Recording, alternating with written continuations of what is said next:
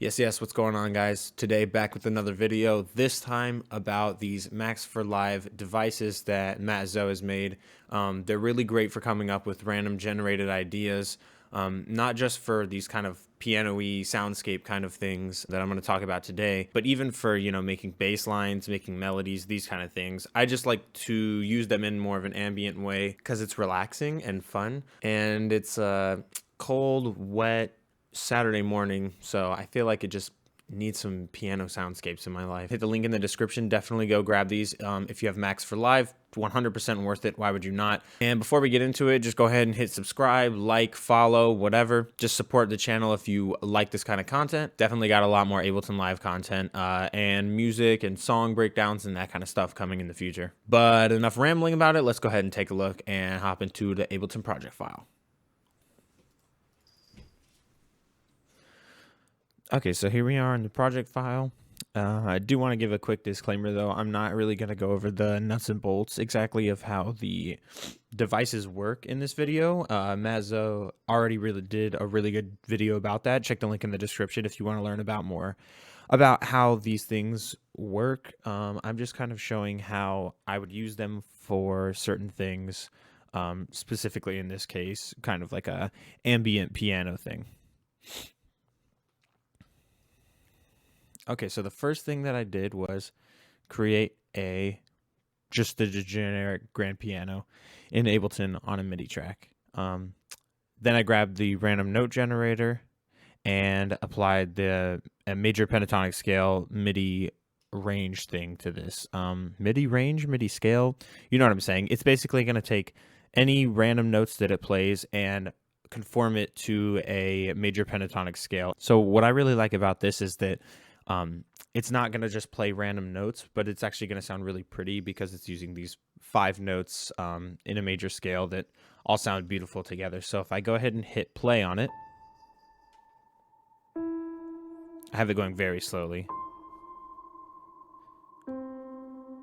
right?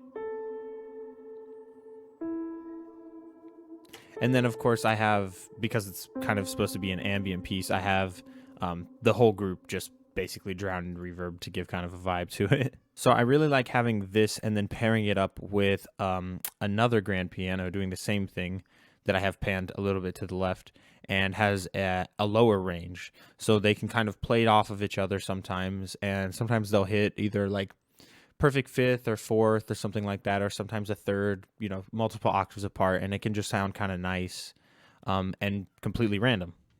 So I will play both of those together.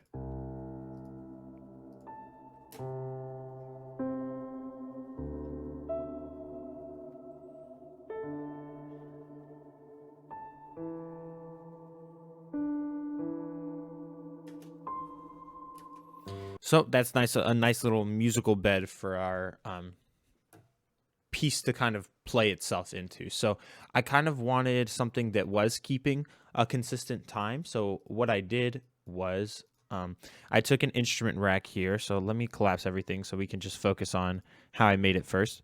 So I took an instrument rack and I just have a simple operator with a sine wave and a little envelope attached to it. And then I duplicated that across and made a saw wave, square wave, triangle wave, just so we can hear the slight little harmonic differences in each one of them. The interesting thing here, though, is that I'm using the random voice send. And so what this is going to do is send a trigger to either 1, 2, 3, or 4, because I'm using 4 active channels. And you can see here I have a voice receive set for 1, 2, 3, 4. And then I have the random note generator and another major pentatonic scale, MIDI scale in here, so it'll correct it to just play major pentatonic notes. And this is kind of cool because it gives us different notes, but also a different timbre each time it hits a different note. And it's also going to be on the grid, so I really liked that. For things that are more usable in like traditional kind of music, or if you wanted to use it for like an intro for, more of an EDM kind of song or something like that, this is a really fun way to do that. So here, I'll play it.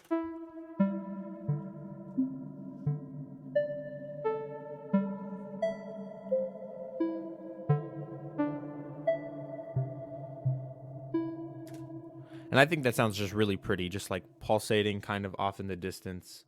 It kind of just makes my imagination start to work. I can also make them play all at the same time.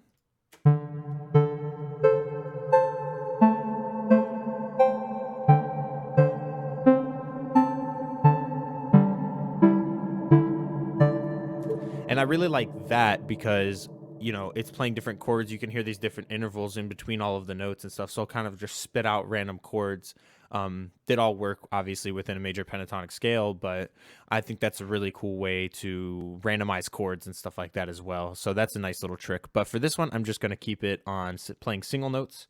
So let's just hear these couple of layers that we have going so far.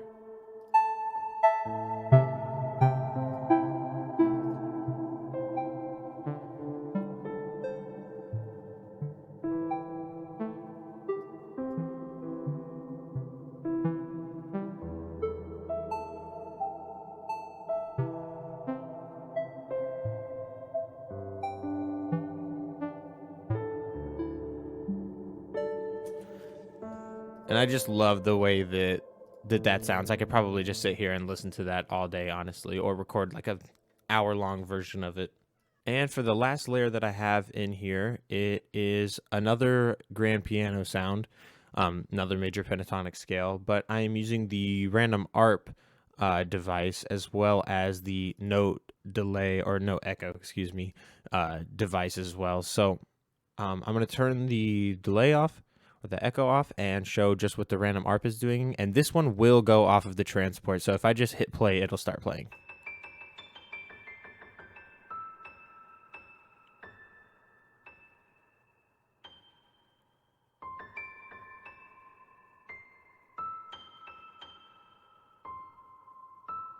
And I wanted this one up really high and really quick.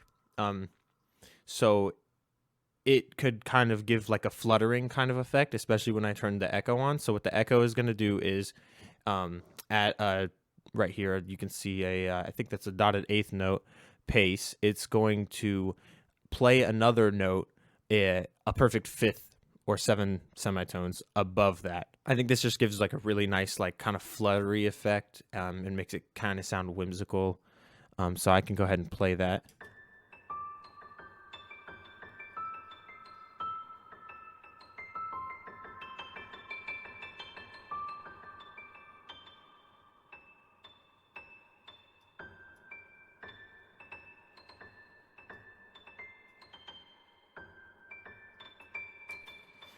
And so I really love the sound of that and the just constant quarter notes going, because they are all in time. This random ARP won't play at a random time interval, but it'll actually go with like the global tempo and everything like that. So I really enjoy having those two things together, but then having the randomness of the pianos on the sides playing completely out of time really kind of puts it in a more atmospheric place where it feels more like a bed of sound rather than an actual like thought out piece. So let's listen to all of them together.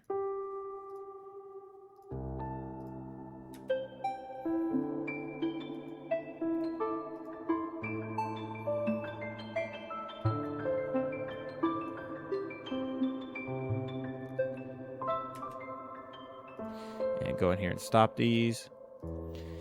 And so what I, typically would like want to do with this is pull this out pretty long and have kind of like a record track here where I'm recording the sound of that group and just go ahead and literally play with the volume faders and bring things in, bring things out. Obviously, if it was like, a long piece I was trying to do or, trying to have something evolving way over time, I would sit here and really like be methodical about changing the volume faders, changing different parameters and stuff like that. But I'll just do a quick little 30-second one just kind of as an example. So let's go start out with this. Hit play on these before I record.